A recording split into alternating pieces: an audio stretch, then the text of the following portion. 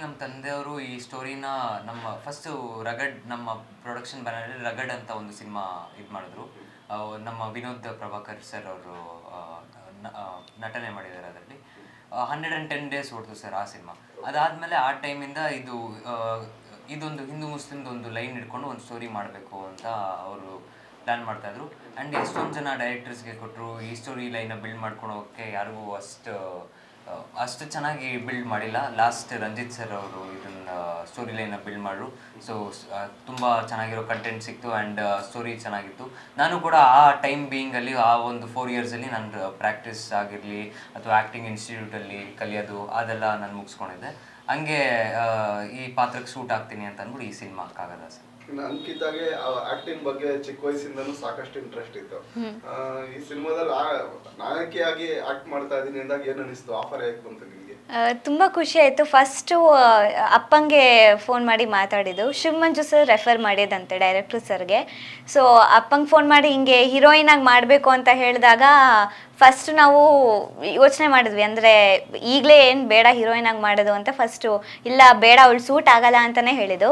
But ಒಂದ್ಸಲ meet ಆಗಿಬಿಟ್ಟು ಕತೆ ಕೇಳಿ ನಾವು ಒಂದ್ಸಲ ಡೈರೆಕ್ಟಾಗಿ ನೋಡ್ತೀವಿ ಅಂತ ಹೇಳಿದಾಗ ಹೋಗಿ ಕತೆ ಕೇಳಿದ್ಮೇಲೆ ಅವ್ರು ನಮ್ಮನ್ನ ನೋಡಿದ್ಮೇಲೆ ಇಲ್ಲ ನಮ್ಮ ಕತೆಗೆ ಹಿಂಗೆ ಇರಬೇಕು, ಈ ವಯಸ್ಸಿನ ಕ್ಯಾಟಗರಿನೇ ಬೇಕಾಗಿತ್ತು ಅಂತ ಹೇಳಿ ಡೈರೆಕ್ಟ್ರು ಸರ್ ಕೂಡ ಓಕೆ ಅಂದರು. ಕತೆ ಕೇಳಿ ನಮಗೂ ತುಂಬ ಇಂಪ್ರೆಸ್ ಆಗಿ ನಾವು ಹ್ಞೂ ಆಯಿತು ಮಾಡ್ತೀವಿ ಅಂತ ಹೇಳಿದ್ದು. ಹೌದು, ತುಂಬ ಚಾಲೆಂಜಿಂಗ್ ಆಗಿತ್ತು ಆಯೇಷಾ ಆಗಿ ಮಾಡೋದು. ಅಂದರೆ ಕಂಪ್ಲೀಟಾಗಿ ಒಂದು ಮುಸ್ಲಿಂ ಕ್ಯಾರೆಕ್ಟರ್ ಮಾಡಬೇಕಂದ್ರೆ ಅವ್ರ ಬಿಹೇವಿಯರ್ ಹೆಂಗಿರುತ್ತೆ ಸ್ವಲ್ಪ ಹಾಗೆ ನಡ್ಕೋಬೇಕು. ಆ್ಯಂಡ್ ನಾವು ಹೆಂಗೆ ಕಾಣಿಸ್ಕೋಬೇಕು ಹಾಗೆ ಮುಸ್ಲಿಂ ಥರನೇ ಕಾಣಿಸ್ಕೋಬೇಕು. ಸೊ ಆ ಹಿಜಾಬ್ ಹಾಕೊಳ್ಳೋದು, ಅದನ್ನು ಮೇಂಟೈನ್ ಮಾಡೋದು, ಆ್ಯಂಡ್ ಡೈಲಾಗ್ಸಲ್ಲಿ ಮಧ್ಯ ಉರ್ದು ಹಿಂದಿ ಮಿಕ್ಸ್ ಆಗುತ್ತೆ. ಸೊ ಅದನ್ನೆಲ್ಲ ಪ್ರಾಕ್ಟೀಸ್ ಮಾಡಿಕೊಂಡು ಮಾಡ್ಬೇಕಾದ್ರೆ ಸ್ವಲ್ಪ ಚಾಲೆಂಜಿಂಗ್ ಅಂತ ಅನಿಸ್ತು ಆಯೇಷಾ ಪಾತ್ರ. ಹೇಳಿದಾಗ ಈ ಕ್ಯಾರೆಕ್ಟರ್ಗೆ ನೀವಿಬ್ರು ಎಷ್ಟು ಪ್ರಿಪೇರ್ ಆದ್ರಿ? ಯಾವ ತರ ಪ್ರಿಪೇರ್ ಆದ್ರಿ? Sir first costume test, hair style test, makeup test ಎಲ್ಲ ಥರ ಟೆಸ್ಟ್ ಮಾಡಿ ಇದಕ್ಕೆ ಸೂಟ್ ಆಗ್ತೀನಾ ಇಲ್ವಾ ಅಂತ ನೋಡಿ ದೆನ್ ಅದಾದಮೇಲೆ ನಮ್ಮದು ವರ್ಕ್ಶಾಪ್ ಒಂದು 15-20 ಡೇಸ್ ವರ್ಕ್ಶಾಪ್ ಮಾಡಿದ್ವಿ ಡೈರೆಕ್ಟರ್ ಸರ್ ಅವ್ರ ಆಫೀಸಲ್ಲಿ. ಆ್ಯಂಡ್ ಸರ್ ಕೂಡ ಯಾವ ಡೈಲಾಗ್ಸು ಆ್ಯಂಡ್ ಯಾವ ಥರ ಎಕ್ಸ್ಪ್ರೆಷನ್ಸ್ ಬರಬೇಕು ಅದೆಲ್ಲ ನಮಗೆ ಪ್ರಾಕ್ಟೀಸ್ ಕೊಟ್ಟು ಆ್ಯಂಡ್ ಆಮೇಲೆ ನಾವು ಶೂಟಿಂಗ್ ಬಂದ್ವಿ. ಈಗ ಪ್ರತಿಯೊಬ್ಬರಿಗೆ ಆಕ್ಟಿಂಗ್ ಮಾಡಬೇಕು ಅಂದ್ರೆ ಒಬ್ರು ಇನ್ಸ್ಪಿರೇಷನ್ ಅಂತ ಇದ್ದೇ ಇರ್ತಾರೆ. ಅದೇ ರೀತಿ ನಿಮಗೆ ಯಾರು ಇನ್ಸ್ಪಿರೇಷನ್? ಸರ್ ನನಗೆ ಒಂದು ಸಪೋರ್ಟ್ ಆ್ಯಂಡ್ ಅಲ್ಲಿಂದ ಒಂದು ಸ್ಟಾರ್ಟ್ ಅಂತಂದರೆ ವಿನೋದ್ ಪ್ರಭಾಕರ್ ಅಣ್ಣ ಅವ್ರ ಕಡೆಯಿಂದ ಸ್ಟಾರ್ಟ್ ಆಗಿದೆ. ಅವ್ರು ರಗಡ್ ಫಿಲಮ್ ಶೂಟಿಂಗ್ ನಡಿಬೇಕಾದ್ರೆ ಅವ್ರ ಜೊತೆ ಇರ್ತಾ ಇದೆ. ಸೊ ಅವ್ರು ಯಾವಾಗ ಜಿಮ್ ಮಾಡ್ತಾಯಿದ್ರು, ಬಾಡಿ ಎಲ್ಲ ಮಾಡಿದ್ರೆ ಅವ್ರ ಜೊತೆ ಇದ್ದಾಗ ಹೇಳ್ತಾಯಿದ್ರು, ನೋಡೋ ಹೀರೋ ಅಂದರೆ ಎಷ್ಟು ಕಷ್ಟಪಡಬೇಕು, ಈ ಥರ ಬಾಡಿ ಮಾಡಬೇಕು. ನಮ್ಮ ಸಿನಿಮಾಲಿ ಇಡೀ ಕನ್ನಡ ಇಂಡಸ್ಟ್ರಿಯಲ್ಲಿ ಫಸ್ಟ್ ಟೈಮ್ 8 ಪ್ಯಾಕ್ಸ್ ಮಾಡಿದ್ರು ಅವರು. ಸೊ ಆವಾಗ ಅವ್ರ ಆ ಥರ ಒಂದು ಸಣ್ಣ ಇನ್ಸ್ಪಿರೇಷನ್ ಅಲ್ಲಿಂದ ಒಂದು ಸ್ಟಾರ್ಟ್ ಆಯಿತು. ಆದಿತ್ಯ ಅವರಿಗೆ ವಿನೋದ್ ಪ್ರಭಾಕರ್ ಇನ್ಸ್ಪಿರೇಷನ್ ಅಂತೆ, ಅಂಕಿತಾಗೆ ಅಪ್ಪು ಅಂತ ನಮಗೆಲ್ಲ ಗೊತ್ತು. ಹೇಳು, ನಿಮಗೆ ಅಪ್ಪು ಎಷ್ಟು ಮುಖ್ಯವಾಗಿ ಈ ಸಿನಿಮಾದಲ್ಲಿ ಆಕ್ಟ್ ಮಾಡಬೇಕಾದ್ರೆ? ಅಪ್ಪು ಸರ್ ಅವರು ತುಂಬ ಮುಖ್ಯ. ಅಂದರೆ ನಾನು ಏನೇ ಮಾಡಲಿ ನನ್ನ ತಲೆಯಲ್ಲಿ ನಾನು ಹಿಂಗಾಗಬೇಕು, ಇಷ್ಟು ಚೆನ್ನಾಗಿ ಓದಬೇಕು ಅಥವಾ ಈ ಥರ ಮೂವೀಸ್ ಮಾಡಬೇಕು, ಸಿನಿಮಾದಲ್ಲಿ ಕಾಣಿಸ್ಕೋಬೇಕು ಅಂತ ಏನೇ ಇದ್ದರೂ ಫಸ್ಟು ಇನ್ಸ್ಪಿರೇಷನ್ ಅಂತ ಹೋಗೋದು ಅಪ್ಪು ಸರ್ ಅಂತಲೇ ಹೇಳ್ತೀನಿ. ಬಿಕಾಸ್ ನನಗೆ ಬುದ್ಧಿ ಬಂದಾಗ್ಲಿಂದ, ನಾನು ಮೂವೀಸ್ ನೋಡೋಕ್ಕೆ ಶುರು ಮಾಡಿದಾಗ್ಲಿಂದ ನಾನು ಎಲ್ರಿಗೂ ಹೇಳ್ಕೊಂಬಂದಿದ್ದೆ ಅಂದರೆ ನಾನು ಅಪ್ಪು ಸರ್ ಫ್ಯಾನ್ ಅಂತ. ಸೊ ಅವರ ರೋಲ್ ನನಗೆ ತುಂಬ ಮುಖ್ಯ. ಅಂದರೆ ನನಗೆ ಸಿಕ್ಕಿದಾಗೆಲ್ಲ ಅವ್ರು ಹೇಳ್ತಾ ಇದ್ರು, ಸಿನಿಮಾ ಚೆನ್ನಾಗಿ ಮಾಡ್ತಿದ್ಯಾ, ಸಿನಿಮಾ ಮಾಡೋದಲ್ಲ, ಚೆನ್ನಾಗಿ ಓದಬೇಕು ಅಂತೆಲ್ಲ. ಸೊ ಇವತ್ತು ಅವ್ರು ಇದ್ದಿದ್ರೆ ತುಂಬ ಖುಷಿ ಪಡ್ತಿದ್ರು. ಅಂದರೆ ನನ್ನ ರಿಸಲ್ಟ್ಸ್ ನೋಡಿ, ಈ ಮೂವಿ ನೋಡಿ ತುಂಬ ಖುಷಿ ಪಡ್ತಾಯಿದ್ರು. ಸೊ ಯಾವಾಗಲೂ ಅಪ್ಪು ಸರ್ ಇನ್ಸ್ಪಿರೇಷನ್. ಡೆಫಿನೆಟ್ಲಿ ನಿಮಗೂ ಆಸೆ ಇದ್ದೇ ಇರುತ್ತೆ, ಫಸ್ಟ್ ಸಿನಿಮಾ ಅಪ್ಪು ಸರ್ ತೋರಿಸಬೇಕು, ಅದು ಒಂದು ಪ್ರೀಮಿಯರ್ ಶೋಗೆ ಅಪ್ಪುನ ಇನ್ವೈಟ್ ಮಾಡಬೇಕು ಅಂತ. ಎಷ್ಟು ಮಿಸ್ ಮಾಡ್ಕೊಳ್ತೀರಾ? ತುಂಬ ಮಿಸ್ ಮಾಡ್ಕೋತೀನಿ. ಅಂದರೆ ನಾನು ಈ ಸಿನಿಮಾ ಅಂತಲ್ಲ, ನಾನು ಚೈಲ್ಡ್ ಆರ್ಟಿಸ್ಟಾಗಿ ಮಾಡ್ತಾ ಇರೋ ಎಲ್ಲ ಸಿನಿಮಾಸೂ ಇವಾಗ ನಾನು ಆ್ಯಕ್ಟ್ ಮಾಡ್ತಾ ಇದ್ದೀನಿ ಅಂದರೆ ಅಪ್ಪು ಸರ್ ಎಲ್ಲರೂ ಸಿಗ್ತಾರೆ ಅಂದರೆ ಫಸ್ಟ್ ಹೋಗಿ ನಾನು ಹೇಳ್ತಾ ಇದ್ದೆ, ಇವಾಗ ಈ ಥರ ಮೂವಿ ಮಾಡ್ತಾ ಇದ್ದೀನಿ ಸರ್, ಇವ್ರ ಜೊತೆ ಮಾಡ್ತಾ ಇದ್ದೀನಿ ಸರ್ ಅಂತ. ಆವಾಗಲೇ ಅವರು ಅಷ್ಟೊಂದು ಪ್ರೇಸ್ ಮಾಡ್ತಾಯಿದ್ರು. ಅವ್ರ ಮೂವಿ ಇವ್ರ ಹತ್ರ ಮಾಡಿದಾಗಲೂ ಅಷ್ಟೇ ಅಷ್ಟೊಂದು ಪ್ರೇಸ್ ಮಾಡ್ತಿದ್ರು. ಇವಾಗ ನಾನೇ ಈಗ ಹೀರೋಯಿನಾಗಿ ಮಾಡಿದ್ದೀನಿ, ನೀವು ಬಂದು ನೋಡಬೇಕು, ನಮ್ಮ ಟ್ರೇಲರ್ ಲಾಂಚ್ ಮಾಡಿಕೊಡ್ಬೇಕು ಅಂತ ತುಂಬ ಆಸೆಗಳಿತ್ತು. ಸೆಲೆಬ್ರಿಟಿ ಶೋ ಕರೆಸ್ಬೇಕು, ಅವ್ರ ಜೊತೆ ಕುತ್ಕೊಂಡು ನಾನು ಮೂವಿ ನೋಡಬೇಕು ಅಂತೆಲ್ಲ. ಬಟ್ ಅವ್ರು ಇವತ್ತಿಲ್ಲ, ಬಟ್ ಅವ್ರ ಬ್ಲೆಸ್ಸಿಂಗ್ಸ್ ಯಾವಾಗಲೂ ನನ್ನ ಮೇಲಿರತ್ತೆ ಅಂತ ಹೇಳಕ್ಕೆ ಇಷ್ಟಪಡ್ತೀನಿ. ಸಹಜವಾಗಿ ಸಿನಿಮಾ ಮೊದಲನೇ ಸಿನಿಮಾ ಅಂತ ಬಂದಾಗ ಒಂದು ಲವ್ ಸ್ಟೋರಿನೋ ಅಥವಾ ಆಕ್ಷನ್ ಏನೋ ಯಾವ ಒಂದು ಓರಿಯೆಂಟೆಡ್ ಸಿನಿಮಾ ಅಂತ ಚಾಯ್ಸ್ ಮಾಡ್ತಾರೆ.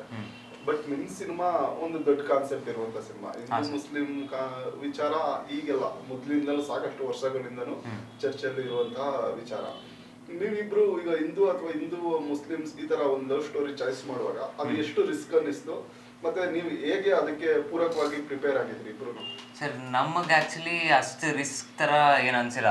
ಲೈಕ್ ಸ್ಟೋರಿಯಲ್ಲಿ ಬೇರೆ ಪಾರ್ಟ್ಸ್ ಬೇರೆ ಕ್ಯಾರೆಕ್ಟರಲ್ಲಿ ರಿಸ್ಕ್ ಇರ್ಬೋದು, ಆದರೆ ನಮ್ಮದು ಬರೀ ಅದೊಂದು ಇನ್ನೋಸೆನ್ಸ್, ಅದೊಂದು ಮುದ್ದತೆ, ಬರೀ ಆ ಲವ್ ಮಾತ್ರ ನಮ್ಮ ಕಡೆಯಿಂದ ಆಚೆ ತೋರಿಸೋದು. ಸೊ ನಮಗೆ ಏನು ರಿಸ್ಕ್ ಥರ ಏನು ಅನಿಸಿಲ್ಲ ಸರ್. ನಮ್ಮದು ತುಂಬ ಕ್ಯೂಟಾಗಿ ತೋರಿಸ್ಕೊಂಡು ಹೋಗಿದ್ದಾರೆ. ಹಾಂ ಸರ್. ಬಟ್ ಮೂವಿಯಲ್ಲಿ ಅಂದರೆ ನಮ್ಮ ಕ್ಯಾರೆಕ್ಟರ್ಸ್ ಮೇಲೆ ಯಾವುದೇ ಕಾಂಪ್ಲಿಕೇಟೆಡ್ ಸೀನರಿ ಏನಿಲ್ಲ. ಬಟ್ ನಮ್ಮ ಜೊತೆ ಬರೋವಂಥ ಎಲ್ಲ ಕ್ಯಾರೆಕ್ಟರ್ಸ್ದು ಒಂದೊಂದು ಕ್ಯಾರೆಕ್ಟರಿಂದ ಒಂದೊಂದು ರೀತಿ ಮೆಸೇಜ್ ಇದೆ. ಸೊ ಅದು ಪ್ರಾಬ್ಲಿ ನಮ್ಮ ಮೂವಿ ರಿಸ್ಕ್ ತೊಗೊಂಡೇ ಮಾಡಿದ್ದೀವಿ. ಬಿಕಾಸ್ ಒಂದೊಂದು ಸೀನಲ್ಲಿ ಕೂಡ ಅಥವಾ ಒಂದು ಪಾರ್ಟ್ ಆಫ್ ದ ಮೂವಿ ಒಂದು ಒಳ್ಳೆ ಸಂದೇಶ ಕೊಡೋದಿದೆ, ಏನೇನು ನಡೀತಿದೆ ಆ ಒಂದು ಕಮ್ಯುನಿಟಿಯಲ್ಲಿ ಅಂತ ಎಷ್ಟೋ ಜನರಿಗೆ ಗೊತ್ತಿರಲ್ಲ. ಅದನ್ನ ಜನರಿಗೆ ತಿಳಿಸೋವಂತಹ ಪ್ರಯತ್ನ ಮಾಡಿದ್ದೀವಿ. ಇನ್ನು ಸಿನಿಮಾ ರಿಲೀಸ್ ಆದ್ಮೇಲೆ ನಿಮ್ಮ ಫ್ರೆಂಡ್ಸ್ ಯಾರಾದ್ರೂ ನೋಡಿ ಏನ್ ನಿಮ್ಗೆ ಎಷ್ಟು ಹೊಗಳಿಕೆ ಯಾವ ರೀತಿ ಕೊಟ್ರು ಅಂತ? ಸರ್ ಸ್ಟಾರ್ಟಿಂಗ್ ಪಿಕಪ್ ಆಗ್ಬೇಕಾದ್ರೆ ಲುಕ್ನ ನೋಡಿ ಎಲ್ಲರೂ ಅದೊಂದು ಏನು ನಮ್ಮ ಫ್ರೆಂಡ್ ಈ ಥರ ಕಾಣಿಸ್ತಾನ ಈ ಸಿನಿಮಾ ಅಲ್ಲಿ, ಯಾಕಂದರೆ ಅದು ಒಂದು 2005 ತೆಗ್ದಿರೋ ಥರ, ಒಂದು ಹಳ್ಳಿಲಿ ತೆಗ್ದಿರೋ ಥರ. ಸೊ ಹಂಗಿತ್ತು. ಬಟ್ ಹೋಗ್ತಾ ಹೋಗ್ತಾ ಹೋಗ್ತಾ ಹೋಗ್ತಾ ಆ ಸಿನಿಮಾಗೆ ತುಂಬ ಅಟ್ಯಾಚ್ ಆಗಿ, ಆ ಕ್ಯಾರೆಕ್ಟರ್ಗೆ ಅಟ್ಯಾಚ್ ಆಗಿ ಆ್ಯಂಡ್ ಅಷ್ಟು ಇಮೋಷ್ನಲ್ ಆಗಿ ಅವರು ಬಂದು ಎಲ್ಲರೂ ಒಂದು ಪಾಸಿಟಿವ್ ರಿವ್ಯೂ ಅನ್ನ ಕೊಟ್ಟರು. ಸೊ ತುಂಬಾ ಖುಷಿ ಆಯ್ತು ಸರ್. ಅದು ನೀವು ರಿಯಲ್ ಲೈಫ್ ಅಲ್ಲಿ ಯಾವ್ದಾದ್ರು ಹುಡುಗಿ ಹಿಂದೆ ಹೋಗಿದ್ರಾ? ಇಲ್ಲ ಸರ್, ಯಾರು ಇಲ್ಲ ಸರ್. ಬಟ್ ಹೇಗೆ ಅಷ್ಟು ಕ್ಲೀನಾಗಿ ಚೆನ್ನಾಗಿ ಮಾಡಿದ್ದೀರಾ? ಎಕ್ಸ್ಪೀರಿಯನ್ಸ್ ಇರೋ ರೇಂಜಲ್ಲಿ ಮಾಡಿದ್ದೀರಾ ಸರ್? ಅದು ನಮ್ಮ ಡೈರೆಕ್ಟರ್ ಸರ್ ಆ ಥರ ಪ್ರಾಕ್ಟೀಸ್ ಕೊಟ್ಟಿದ್ದಾರೆ. ಓಕೆ. ಅಂಕಿತಾ, ನಿಮ್ಮ ಫ್ರೆಂಡ್ಸ್ ಹೇಗೆ ಹೇಳಿದ್ರು? ನನ್ನ ಫ್ರೆಂಡ್ಸ್ ಎಲ್ಲ ತುಂಬ ಖುಷಿಪಟ್ಟರು. ಪ್ರತಿಯೊಬ್ಬರು ರಿಲೀಸ್ ಆಗೋಕ್ಕೂ ಹಿಂದಿನ ಎಲ್ಲ ಕಡೆ ಶೇರ್ ಮಾಡಿ, ಅವರು ಕೂಡ ನನ್ನ ಫ್ರೆಂಡ್ ಹೀರೋಯಿನ್ ಆಗಿಬಿಟ್ಟಿದ್ದಾಳೆ ಅಂತ ಅವರು ರಿಲೇಟಿವ್ಸ್ಗೆಲ್ಲ ಹೇಳಿ ಅವರೆಲ್ಲ ಮೂವಿಗೆ ಹೋಗಿ ಬಂದು ಅವರು ರಿವ್ಯೂಸ್ ಎಲ್ಲ ತಿಳಿಸಿದ್ರು. ಫ್ರೆಂಡ್ಸ್ ಅಷ್ಟೇ ಅಲ್ಲ, ನಮ್ಮ ಟೀಚರ್ಸ್ ಕೂಡ ಅಷ್ಟೇ ಸಪೋರ್ಟಿವ್ ಆಗಿ, ನನ್ನ ಸ್ಕೂಲ್ ಮುಗ್ದಿದ್ರು ನನ್ನ ಟೀಚರ್ಸ್ ಈಗಲೂ ನನ್ನ ಕಾಂಟ್ಯಾಕ್ಟ್ ಮಾಡಿ ಯಾವ ಥಿಯೇಟರ್ ರಿಲೀಸ್ ಇದೆ, ಯಾವುದ್ರಲ್ಲಿ ನೋಡ್ಬೋದು ಅಂತೆಲ್ಲ ಕೇಳ್ಕೊಂಡು ಅವರೆಲ್ಲ ಮೂವಿಗೆ ಬಂದು ಅವ್ರ ರಿವ್ಯೂಸ್ ಕೂಡ ಕೊಟ್ಟರು. ತುಂಬ ಖುಷಿ ಇದೆ. ಈಗ ಈ ಸಿನಿಮಾದಲ್ಲಿ ಹೀರೋಯಿನ್ ಆಗಿ ಆಯೇಷಾ ಪಾತ್ರ ಮಾಡ್ತಾ ಇದ್ದೀನಿ ಅಂದಾಗ ಮನೆಯಲ್ಲಿ ನಿಮ್ಮ ಡ್ಯಾಡಿ ಅಮ್ಮ ಏನ್ ಅಡ್ವೈಸ್ ಕೊಟ್ಟರು ನಿಮಗೆ?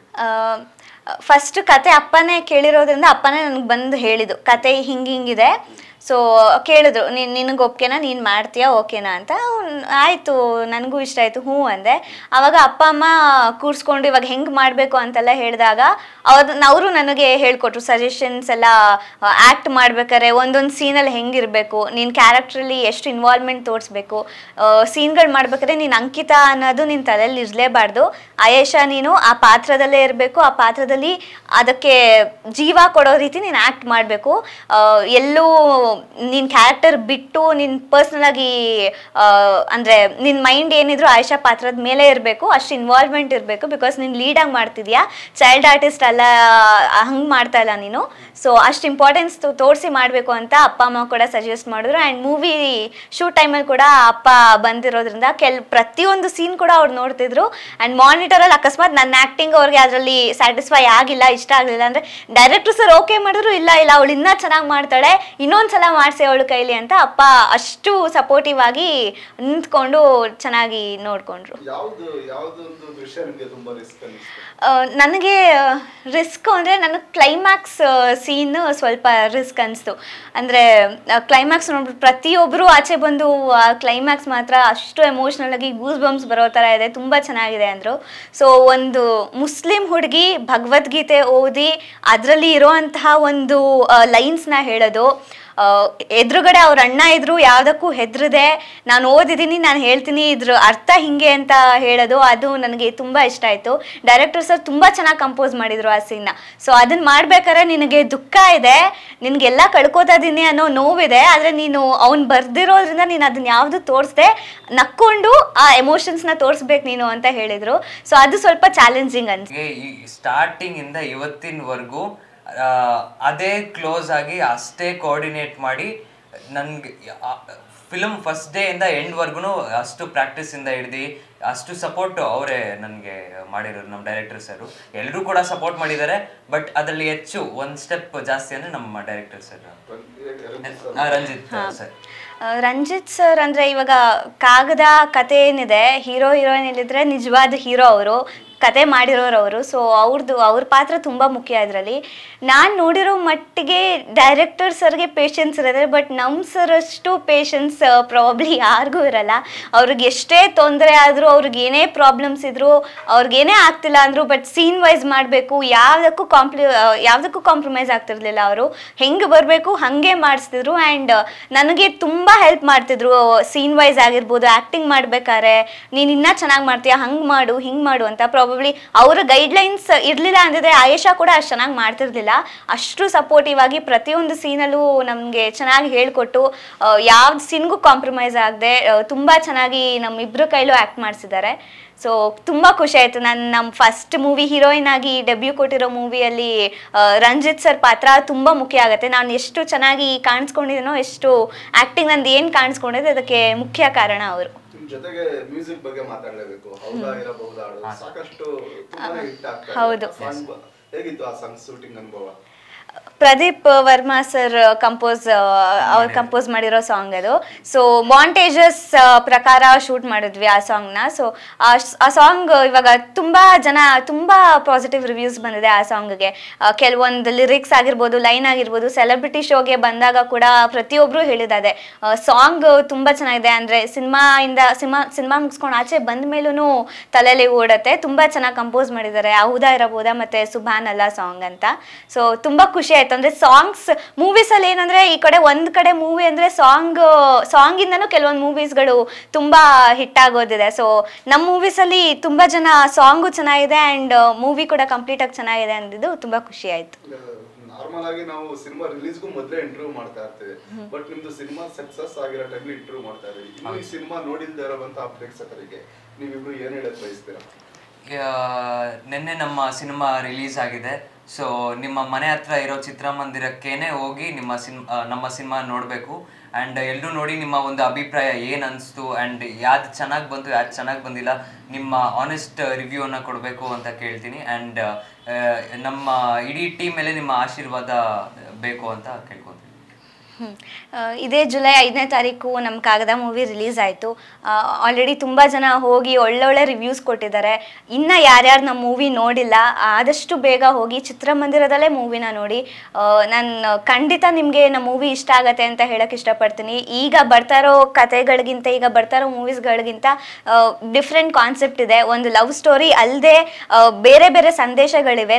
ನಮ್ಮ ಮೂವಿಗೆ ಯು ಸರ್ಟಿಫಿಕೇಟ್ ಬಂದಿರೋದ್ರಿಂದ ಫ್ಯಾಮಿಲಿ ಸಮೇತ ನೀವು ಹೋಗಿ ನಮ್ಮ ಮೂವಿ ನೋಡಬಹುದು. ಸೊ ದಯವಿಟ್ಟು ಎಲ್ಲರೂ ಬಂದು ಥಿಯೇಟ್ರಲ್ಲೇ ಮೂವಿ ನೋಡಿ ನಮಗೆ ಸಪೋರ್ಟ್ ಮಾಡಿ.